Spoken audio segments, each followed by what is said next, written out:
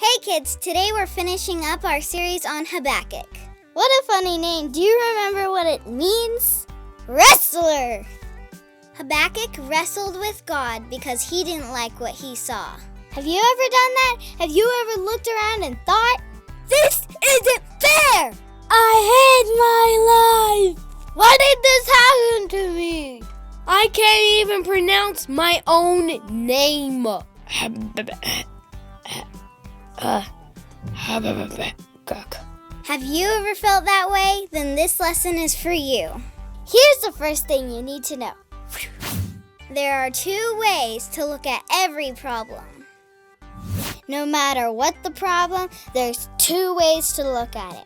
You can look on the bright side of the problem, or you can look on the dark side. The person that always looks on the bright side is called an optimist. That person can find something good in anything.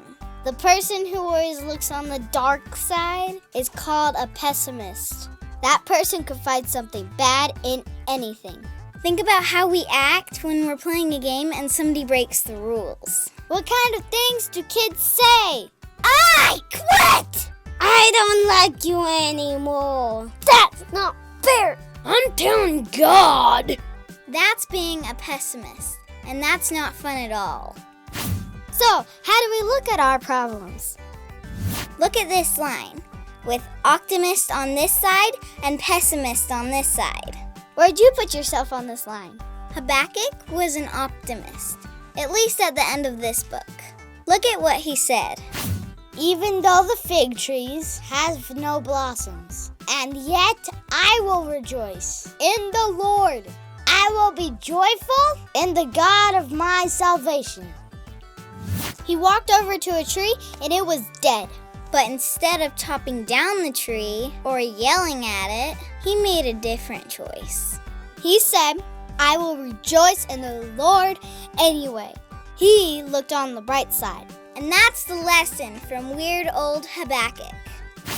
We can always look on the bright side when God is on our side. You can't choose your problems in life. That would be silly. But you can choose how you're going to react. Be like Habakkuk. Remember that God is on your side. That should make things a little bit brighter. When bad things happened to Habakkuk, he said, It's okay because God saved me. You can say the same thing if you ask Jesus in your heart. Look at the proud. They trust in themselves, and their lives are crooked. But the righteous will live by their faithfulness to God. God saved you. Now that's looking on the bright side. And if you haven't asked Jesus into your heart, then you should talk to a parent or a teacher about it. That's the main thing that helps us to look on the bright side. No matter what happens, God is on our side. So next time you get sad or mad, look on the bright side.